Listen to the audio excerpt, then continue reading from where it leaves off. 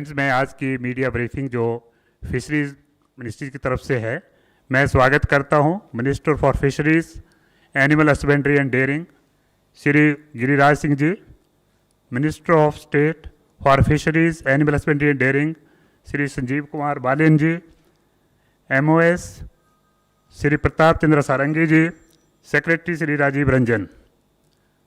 आज का जो हमारा ब्रीफिंग का कार्यक्रम रहेगा, प्रधानमंत्री मत्स्य संपदा योजना जो हाल ही में अनाउंस हुआ है, जिसकी डिटेल्स कैबिनेट के डिसीजन के टाइम पे आपको दी थी थोड़े, लेकिन मंत्री जी डिटेल में आपको ब्रीफिंग करेंगे उसके बारे में। तो मैं सबसे पहले तो हम लोग वीडियो दिखाएंगे, उसके बाद एक बुकलेट का रिलीज़ होगा, फिर मंत्री जी ब्रीफ करेंगे और एंड में हम आपसे क्वेश्चन आंसर का सेशन करेंगे। तो मैं रिक्वेस्ट करता हूँ कि पहले जो है वो वीडियो दिखाएंगे।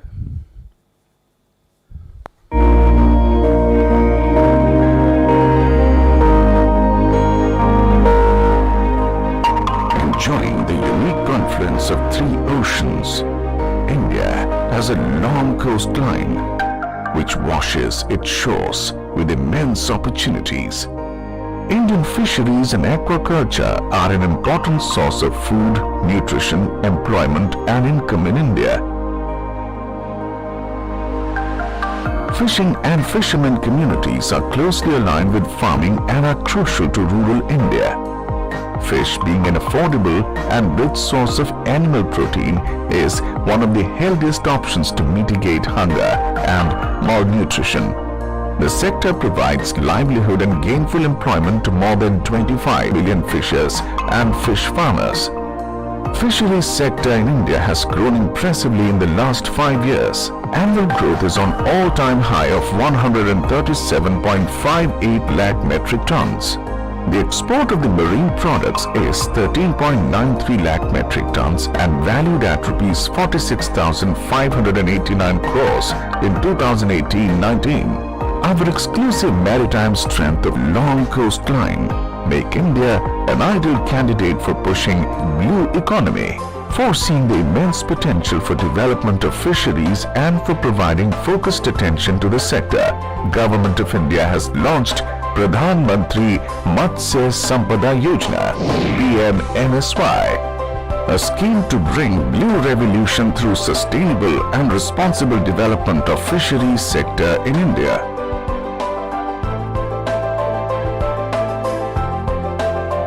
The scheme intends to increase fish production and productivity, quality, technology, post-harvest infrastructure and management, modernization and strengthening of value chain. PMMSY would also address key issues like low productivity in inland aquaculture, disease and sustainability of marine fisheries. Pradhan Mantri Matsya Sampada Yojana will be implemented with two separate components, namely Central Sector Scheme and Centrally Sponsored Scheme. In Central Sector Scheme, an amount of rupees 1,720 crores has been earmarked.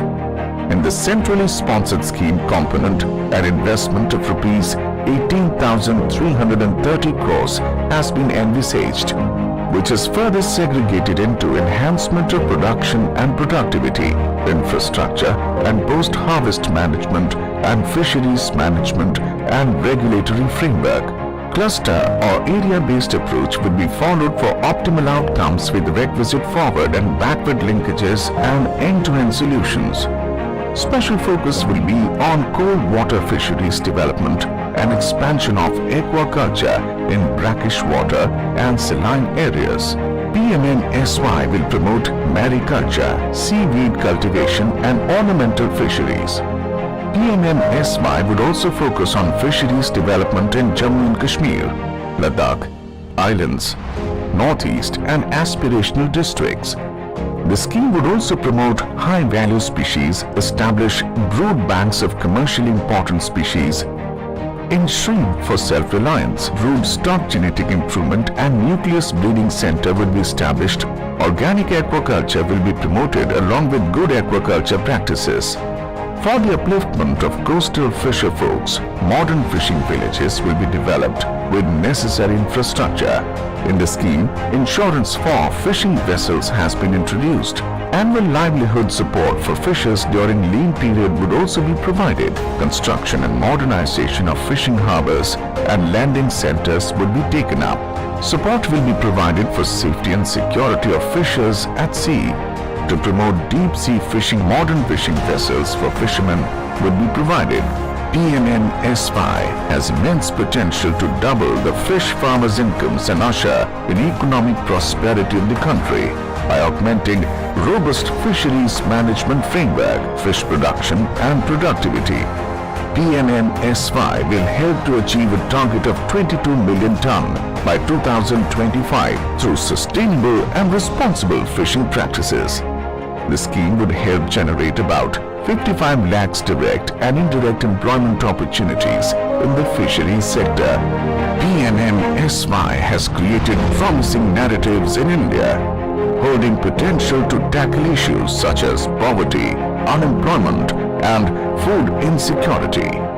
Pradhan Mantri Matsya Sampada Yojana is ready to propel the nation into a higher growth trajectory. Thank you. मैं मंत्री जी से अनुरोध करूंगा कि प्रधानमंत्री मत्स्य संपदा योजना पे जो हमारे डिपार्टमेंट की तरफ, मिनिस्ट्री की तरफ से बुकलेट है, उसको रिलीज करेंगे। चलिए भाई, निकाल देंगे सबके पास दो।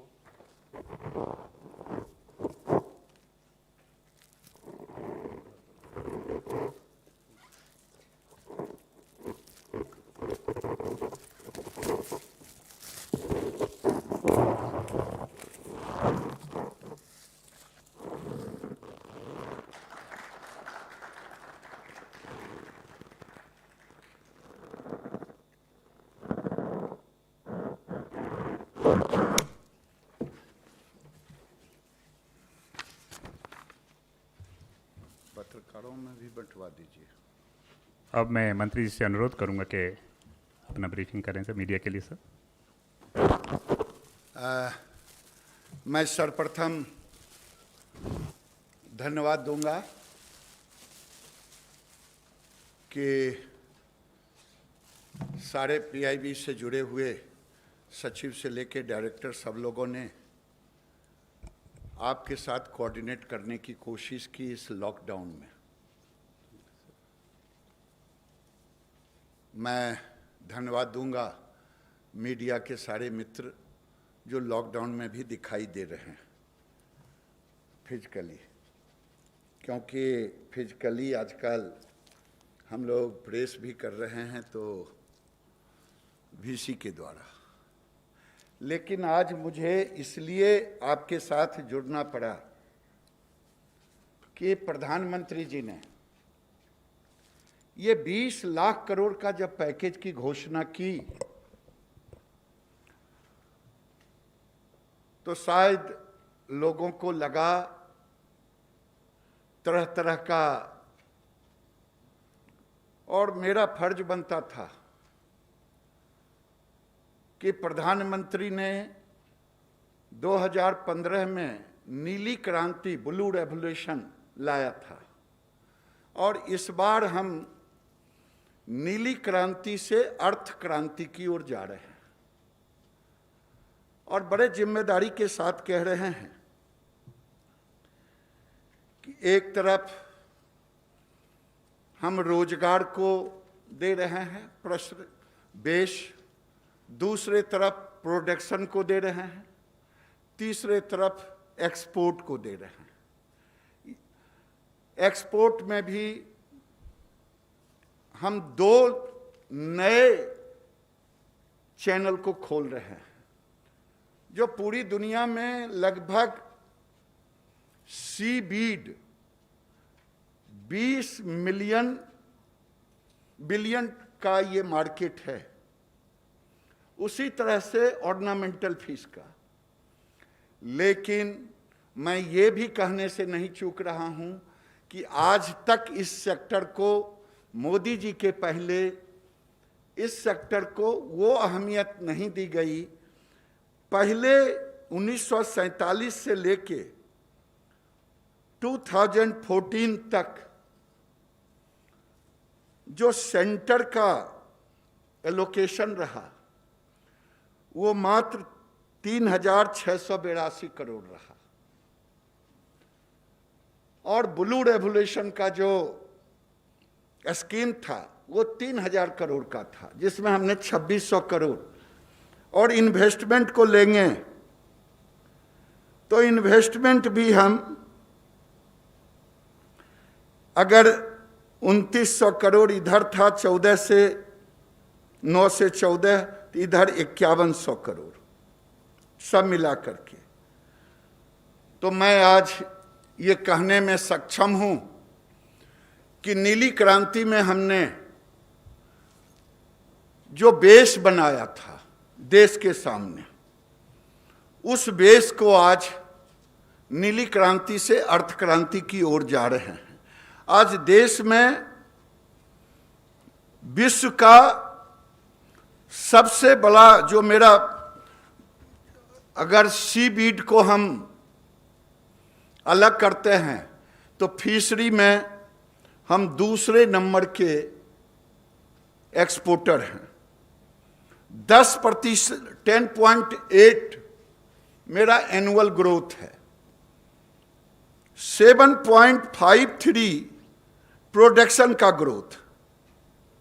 और कंपेयर करेंगे पीछे से तो 2010 से 2014 में 4 से 5% का ग्रोथ था। और आज हम ग्रोथ को डबल पर ले जाने का काम किया है। और डबल पर ले जाने का काम ही नहीं किया है, बल्कि देश में जो हमारे पास इंफ्रास्ट्रक्चर है जिससे हम उत्पादन लेते हैं, 22 लाख हेक्टर तालाब है, 31 लाख हेक्टर मेरे पास रिजर्वायर है भारत के अंदर में, लगभग 8,000 किलोमीटर समुद्र का छोर है, और 12 लाख हेक्टर के लगभग 11.19 लाख ब्रैकिश वाटर है, जो समुद्र का छोर में ब्रैकिश वाटर, जिससे हम प्राउन की खेती करते हैं। अभी तक देश में जो हमारा तालाब है, पहले 2.5 था ग्रोथ प्रोडक्शन प्रति हेक्टर, अब 3.3 पर हम हैं। अब इसे हम 5 टन प्रति हेक्टर ले जा रहे हैं, जो 22 लाख हेक्टर है। उसी तरह जो हमारा रिजर्वायर है, रिजर्वायर 31 लाख हेक्टर, उसका प्रोडक्शन 120 किलो है। हमने तय किया है कि उसमें टेक्नोलॉजी को हम लेंगे, टेक्नोलॉजी में केज कल्चर को। और जब मैं अपने सचिव और अधिकारियों के साथ, मित्रों के साथ बैठा था, तो 1 हेक्टर में हम 200 केज को, और जिससे आप एवरेज 4 टन, तो हम 120 केजी से उठा करके वहाँ तक ले जाने का 8,000 केजी तक का है। हम उसमें पहले देखेंगे कि 15 से 20 मीटर पानी जिस जिस रिजर्वायर में है उसको फर्स्ट फेज में करेंगे, धीरे धीरे उसको बढ़ाएंगे। हमने इस बार सबसे बड़ा भारत के अंदर में जो एक कमिटी है जो एसेस करता है कि समुद्र में 5 साल में कितना आप मछली मार सकते हैं, सस्टेनेबल फिशिंग कैचिंग कर सकते हैं, उसने कहा है 2024 तक हम 53 लाख यानी 5.3 मिलियन टन हम 46,000 करोड़ का एक्सपोर्ट कर रहे हैं। उसे सीधे बढ़ा करके 1 करोड़ तक ले जाना है। अभी अभी उड़ीसा और बंगाल में तूफान आया, हम टेक्नोलॉजी को ला रहे हैं। जो हम 20,000 करोड़ की बात कह रहे हैं, ये 20,000 करोड़ को दो भागों में बांटा है, आप लोगों ने देखा होगा। 11,000 करोड़ प्रोडक्शन, प्रमोशन और 9,000 करोड़ केवल इंफ्रास्ट्रक्चर पर रखा है। इंफ्रास्ट्रक्चर में कोल्ड चेन से, प्रोसेसिंग से लेकर के डीप सी वेसल, अभी जो हमारे पास नाव हैं वो 3 तरह के। एक इंडिजिनस है, जो बेचारे 1-2 आदमी जाके सवेरे गए शाम में लौट आते हैं। दूसरा मोटराइज है, जो उसको कन्वर्ट किया है। तीसरा डीप सी वेसल, जो 15 मीटर से 25 मीटर तक है। रिस्क है, हम उस रिस्क को के साथ भी टेक्नोलॉजी को जोड़ने का प्लानिंग किया है, नेविगेशन से लेकर के। और ये भी किया है कि अभी तमिलनाडु सरकार को हमने 300 डीप सी वेसल दी है, लेकिन उसका भी एक क्लस्टर हम बनाएंगे। उसमें एक फैक्ट्री वेसल, जैसे अभी 10 से 12 दिन रह पाते हैं जब जाते हैं समुद्र में, तो जो वहाँ से पोस्ट हार्वेस्ट होता है 20 से 25% लॉस होता है। जब ये फैक्ट्री वेसल होगा तो वो लॉस भी कमेगा, 12 दिन के बदले 15 दिन 18 दिन तक वो, क्योंकि ये जो फैक्ट्री वेसल होगा इसमें तेल भी होगा, अन्य चीज होगा, जो उनके तेल कमेंगे, तो फैक्ट्री वेसल भी एक क्लस्टर रूप में रहेगा कितने बोट पर। तो हम टेक्नोलॉजी का भी सहारा ले रहे हैं, लेकिन हम दूसरे तरफ मछुआरों में जो रिस्क है वो रिस्क है कि जब समुद्र में जाते हैं मछली देखते देखते उन्हें पता नहीं चलता है कहाँ मछली है। ये इंफॉर्मेशन भी हम देंगे टेक्नोलॉजी से कि आप उधर नहीं इधर जाएं, मछली वहाँ मिलेगा। कभी कभी टेक्नोलॉजी इंफॉर्मेशन के अभाव में 200 माइल से बढ़ जाते हैं, जिसके कारण कभी पाकिस्तान के जेलों में, कभी लंका के जेलों में, कहीं अन्य जगह। तो हम उसके कारण उन्हें टेक्नोलॉजी भी दे रहे हैं, तूफान, और इनसे हम 25% हमने तय किया है केज कल्चर करेंगे समुद्र के अंदर। अभी जो केज कल्चर हमने ट्रायल में की है उसका रिपोर्ट इतना अच्छा आया है कि जो कैच फीस का एवरेज रेट 80-100 से लेके 150 रुपये तक बहुत हाई रहा, तो 200 गया। ये केज में जिसको हम एक्सपोर्ट करेंगे तो क्वालिटी फीस होगा मिनिमम 300 रुपये केजी। तो हम रिस्क को भी समुद्र में कम कर रहे हैं। दूसरे तरफ जो ब्रैकिश वाटर में हम प्राउन को उपज करते हैं, अभी 1.4 लाख हेक्टर मैक्सिमम है 3-4, जिसको हम ले जाएंगे 2 लाख हेक्टर तक। लेकिन एक अच्छी बात आपके सामने रखना चाह रहे हैं कि अभी तक भारत में जो एक्सपोर्ट का हब है वो समुद्र और समुद्र से जुड़े हुए खारे जलों के प्रोडक्ट को, हम उत्तर भारत को भी एक एक्सपोर्ट हब बनाएंगे। उसमें पहला हम पंजाब, हरियाणा, राजस्थान, पश्चिम उत्तर प्रदेश के उन भागों को जो लगभग 2.25 लाख हेक्टर जमीन है जो सलाइन वाटर है, इसमें हम एक तरफ प्राउन को बढ़ावा देंगे, दूसरे तरफ उस स्पेसीज को बढ़ावा देंगे जो स्पेसीज हम एक्सपोर्ट कर सकें। सीबास, तिलेपिया, पेंगेसियस, यानी हम दक्षिण और उत्तर, अभी तक एक्सपोर्ट का हब दक्षिण था, अब उत्तर भारत भी एक्सपोर्ट का हब होगा। हमें कई चुनौतियां हैं, उन चुनौतियों का सामना, क्योंकि हम टोटल उम्मीद कर रहे हैं कि 20,000 करोड़ ये और 25 से 30 हजार करोड़ और हम इन्वेस्ट करेंगे, यानी 50,000 करोड़ फिशरी के सेक्टर में। 13,500 करोड़ हम वर्ल्ड बैंक से लगभग मैच्योर्ड हो गया है। उसी तरह से 7,500-8 हजार करोड़ हमारा फिशरी इंफ्रास्ट्रक्चर डेवलपमेंट फंड है। तो अगर मैं जो 13,500 करोड़ है वो 25,000 से 30,000 करोड़ इन्वेस्टमेंट में जाएगा, और 8,000 10,000 यानी हमारा अगला टारगेट है 50,000 करोड़ इन्वेस्टमेंट का। और जिस टेक्नोलॉजी को हम साथ ले रहे हैं, टेक्नोलॉजी RAS टेक्नोलॉजी है, बायोफ्लॉक टेक्नोलॉजी है। अभी देश में आपको मैंने बताया कि 3.5 टन का प्रति हेक्टर एवरेज है। 24,000 हेक्टर हम 5 साल में ब्लू रेवोल्यूशन में नए तालाब देश में खुदवाने का काम किया है।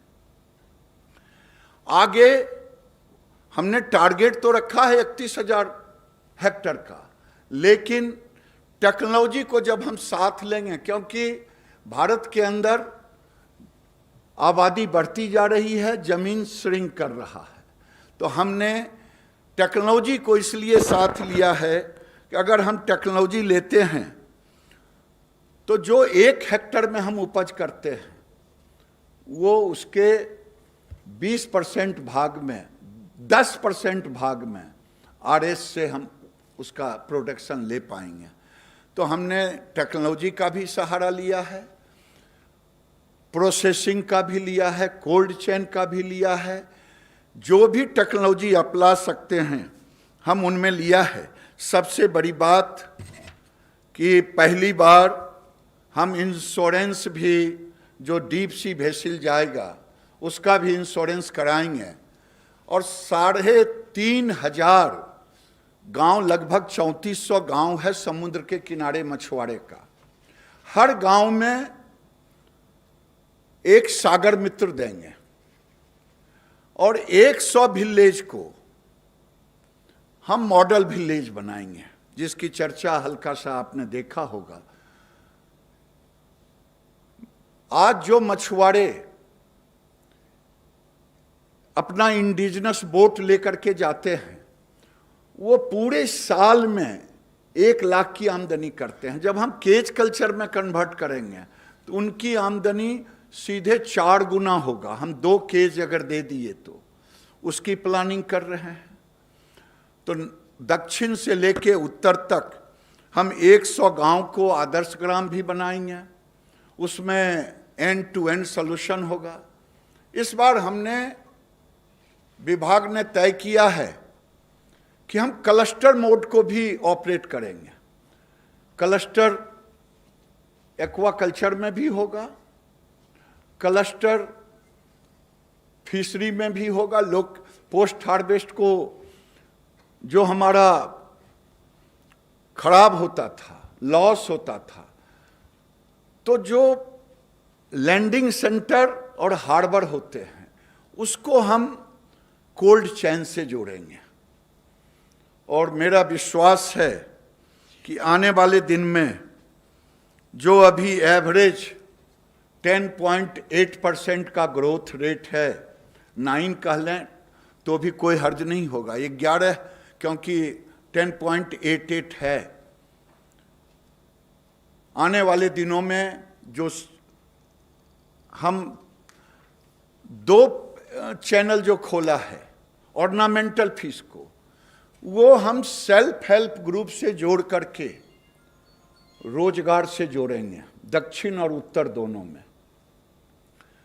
और सी बीड को भी हम मछुआ की महिलाओं के साथ जुट करके, सेल्फ हेल्प ग्रुप से जुड़ करके, क्योंकि ये सी बीड आज तक हमने नेचुरल रिसोर्स को हम कैप्चर नहीं कर पाए। 20 बिलियन का ये मार्केट है। आज पूरी दुनिया में 80% चाइना और इंडोनेशिया के पास है। हम केवल 300 टन पर, 3,000 टन पे 3,000 टन पे हम हैं। अभी हम 2-3 राज्यों के साथ मिल कर के उस पर काम कर रहे हैं और मेरा पूरा विश्वास है कि जो प्रधानमंत्री का सपना है, उस सपना को हम नीली क्रांति से अर्थ क्रांति की ओर ले जाएंगे। और इस अर्थ क्रांति में जब प्रधानमंत्री ने इसे अलग विभाग के रूप में रखा, उस समय ही हम लोगों ने इस विजन को देखा था कि आने वाले दिनों में, अभी तो वैसे 55 लाख रोजगार का, लेकिन फिशरी सेक्टर में आपने देखा होगा जो प्रत्यक्ष और अप्रत्यक्ष दिखाई देता है, जो नहीं दिखाई देता है, वो बहुत बड़ा सेक्टर है। जब मंडी में मछली जाती है तो उसके बाद जो वेंडर तक होते हैं, जिसकी कल्पना किसी के पास नहीं है, जब प्रोसेसिंग के लिए प्रोसेसिंग तक आता है तो केवल प्रोसेसिंग यूनिट के लेबर को ही हम देख पाते हैं, लेकिन उसके पीछे को नहीं देख पाते हैं। उसको वहाँ से लेकर के सीपीआर तक पहुँचाना एक्सपोर्ट के लिए, उसको हम नहीं देखते हैं। उसको रेडी टू ईट तक हम नहीं देखते हैं। तो ये अप्रत्यक्ष में अभी देश के अंदर में डेटा, अभी जब हम पूरे राज्य को कहा कि साहब हम डीबीटी करेंगे, हर चीज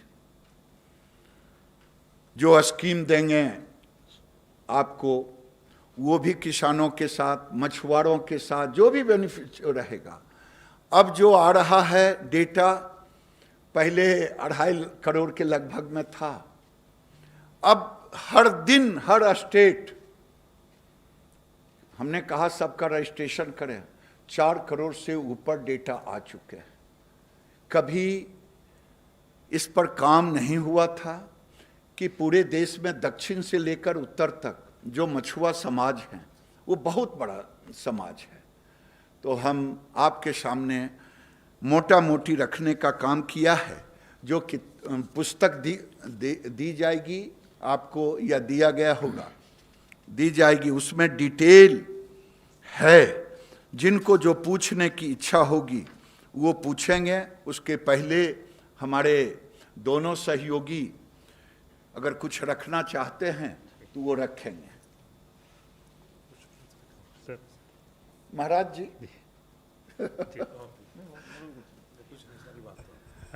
फ्रेंड्स, ऐसा है कि जो बुकलेट अभी रिलीज़ करी है उसकी कॉपी डिस्ट्रीब्यूट भी करेंगे। सॉफ्ट कॉपी पीआईबी के वेबसाइट पे भी लगेगी। सॉफ्ट कॉपी हम आपको सर्कुलेट कर देंगे मेल में। जो अगर क्वेश्चन है किसी का तो मंत्री जी के लिए। Yes ma'am.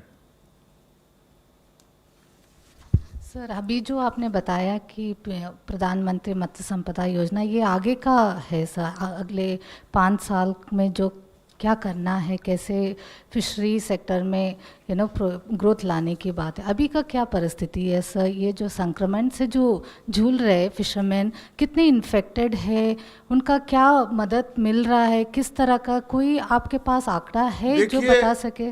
देखिए, मैं आपसे कहूँगा 14 अप्रैल कब हम लोगों ने दिया था फिशिंग के लिए उनको? अप्रैल, मिड ऑफ अप्रैल में हमने आदेश दिया था फिशिंग के लिए। हमारा एक्सपोर्ट भी लगभग एज यूजुअल मेरा ग्रोथ में बहुत कमी नहीं है, जैसा कि अभी तक रिपोर्ट आया है। उम्मीद है कि जून में मुझे उसका पूरा रिपोर्ट मिल जाएगा। यानी एक्सपोर्ट में अगर अंदाज से कहूँ तो 5-10% का कमी आया होगा, मुश्किल से, वो भी मुझे लगता है नहीं के बराबर। अप्रैल में हमने, मिड ऑफ अप्रैल में फिशिंग के लिए हमने खोल दिया, समुद्र में भी खोल दिया और इनलैंड में भी खोल दिया। क्योंकि शुरू के दिनों में एक अफवाह हुआ था जिसके कारण हमारे सेक्टर को धक्का लगा था, खास करके पोल्ट्री सेक्टर को। फिशरी सेक्टर को भी हमने खोल दिया था। बताएं सर। 99। सर, मैं अनिल हूँ न्यूज़ 18 से। सर मेरा सवाल है कि जिस तरह से हमने देखा कि पश्चिम बंगाल और उड़ीसा में अम्फान चक्रवात आया था, उसके बाद मछली उत्पादन में जो क्षेत्र है जहाँ से उत्पादन होता है, कितना प्रभाव पड़ा है और केंद्र सरकार ने किस तरह से सहायता की। और दूसरा सवाल यह है सर कि जिस तरह से अभी आपने कहा कि पंजाब, हरियाणा, राजस्थान, पश्चिम उत्तर प्रदेश में जो भी संभावनाएं तलाशी जा रही है, खास करके प्रॉन और दूसरे सी फूड्स को लेकर के, तो क्या जैसे बिहार है, उड़ीसा है, पश्चिम बंगाल में है, जहाँ ऑलरेडी बहुत सारे तालाब हैं, वहाँ भी इसको आगे ले जाया जाएगा? देखिए, दो सवाल आपके हैं। एक तो उड़ीसा और बंगाल में आए हुए तूफान से हमने एक अपने सिस्टम से, जो मेरा नोडल स्टेट होता है, स्टेट से हमने कहा है कि एसेस करके मुझे बताओ। और जहाँ तक आपने कहा, कल्पना नहीं किया हूँ काम, ये जो हरियाणा, पंजाब सलाइन वाटर पर काम करने के बाद रिजल्ट आ गया, तब मैंने ये एसेस करके राज्य सरकारों के साथ मिल करके इसको एक्सपोर्ट हब, जहाँ तक उत्तर प्रदेश, बिहार, अन्य राज्यों की बात, जो मैंने कहा जब स्कीम बनेंगे तो उसमें 2-3 तरह की स्कीमें हम, एक एक्सपोर्ट का एंड टू एंड सोल्यूशन होगा इनलैंड में भी, वो बिहार सरकार, उत्तर प्रदेश की सरकार, जहाँ की सरकारें हमारे साथ इस स्कीम में जुटेंगे, क्योंकि ये सारी मछलियाँ हमने रखा है तिलेपिया को, पेंगासियस को, जो दुनिया में एक्सपोर्ट होता है, ये दोनों इनलैंड के हैं, जो यूपी, बिहार, मध्य प्रदेश, जहाँ का नाम लें, पंजाब, हरियाणा, राजस्थान, सभी जगह होने वाले हैं। इसलिए राज्य सरकार के साथ मिलकर के अभी तो स्कीमें तब तक राज्य से बातें चल रही है, आगे लगेगा समय, लेकिन होगा। हाँ, सबसे बड़ा अभी तक प्रधानमंत्री जी, ये केसीसी जो मिलता था वो मैक्सिमम किसानों को मिलता था। प्रधानमंत्री जी ने मछुआरों को अलग से डायरेक्शन दिया है, उन्हें भी केसीसी मिलेगा, तो ये एक बहुत बड़ा उनके लिए मदद होगा। जी सर, इसी केसीसी से जुड़ा मेरा एक सवाल था इधर सर, केसीसी से जुड़ा एक सवाल था मेरा। पीएम ने इस बात का ऐलान किया कि न केवल किसानों को बल्कि अब मछली पालकों को केसीसी मिलेगा। क्या फीडबैक अभी तक आया है, चूंकि ये एक बहुत बड़ी योजना है, इससे किसानों को बहुत राहत मिल सकता है? चूंकि अभी मैंने वही कहा, प्रधानमंत्री ने घोषणा की है, घोषणा करने के बाद राज्यों से कहा है कि आप एसएलबीसी की बैठक करें, एसएलबीसी की बैठक करके वो बजट एलोकेट करें, टारगेट एलोकेट करें कि कितना कितना किस राज्य में हुआ है, कितना के लिए। तो मैं समझता हूं कि मुझे कम से कम राज्यों से संकलित करने के बाद ही आप तक आने में, लेकिन राज्य से वार्ता। 35 सर, लगातार जो है साइक्लोन के कारण मछुआरों को यह साल पूरा खराब ही चला गया, जो कोस्टल बेल्ट के रहे हैं। दूसरा, कोविड को लेकर जो है लॉकडाउन हो गया। उसके बाद ये फिशिंग बैन को लेकर भी उनका कहना है कि ये जो घटाया गया है, 47 दिन कर दिया है फिशिंग बैन, वो भी ठीक नहीं है, क्योंकि वो विभिन्न राज्यों के से सलाह करने के बाद वो तय किया गया था 61 दिन। तो इन दोनों सवालों पर पहला तो ये है कि मछुआरों को क्या डीबीटी के माध्यम से कुछ सहायता करने के बारे में सोचेगी सरकार, क्योंकि यह फंड जो है वो तो इंफ्रास्ट्रक्चर डेवलपमेंट के लिए है, प्रमोशन के लिए है, ब्रांडिंग के लिए है। देखिए, मेरा एक निवेदन होगा कि बैन पीरियड को हमने राज्यों के साथ मिलकर के ही, कई राज्यों का अब अलग अलग आया, तो उसके अनुसार से हमने निर्णय लिया है। और डीबीटी का जहां तक सवाल है, जो बैन पीरियड का पैसा जाएगा वो डीबीटी से ही जाएगा, और जो योजना का लाभ मिलेगा उसमें राज्य और केंद्र दोनों मिलकर के हम इसी मॉडल को अपनाएंगे। हम कोई अब मोदी जी के नेतृत्व में जो काम हम कर रहे हैं इसमें पारदर्शिता के साथ डीबीटी को ही लिया है। तो जो भी होगा, ये जिस चीज़ को आपने कहा ये तो इंफ्रास्ट्रक्चर है, ये इंफ्रास्ट्रक्चर आप जब समुद्र के किनारे जाएंगे तब आपको पता चलेगा कि ये इंफ्रास्ट्रक्चर जब वो मछलियां मार के लाते हैं, लैंडिंग सेंटर, हार्बर जहां नहीं होता है, 1 रुपये का माल वो 8 आने के बराबर हो जाता है। तो ये सब उन्हीं के लिए है। उसी दिन से जिस दिन हम बाड़े हार्बर को 5 साल में अगर हमने कमीशन के तौर पे जा रहे हैं, 150 से ऊपर लैंडिंग सेंटर जा रहे हैं, तो ये उनसे पूछिए कि वो डीबीटी ही है उनके लिए जिसको हर दिन वैल्यू एडेड प्राइस मिलता है। इंफ्रास्ट्रक्चर फिशरी के सेक्टर में सबसे बड़ा काम है। चलिए, धन्यवाद सर। मैं सबका धन्यवाद करता हूँ। Thank you very much friends. The next press conference. Subscribe to our channel by clicking the subscribe button. Click the bell button and enjoy the latest uploads from our channel.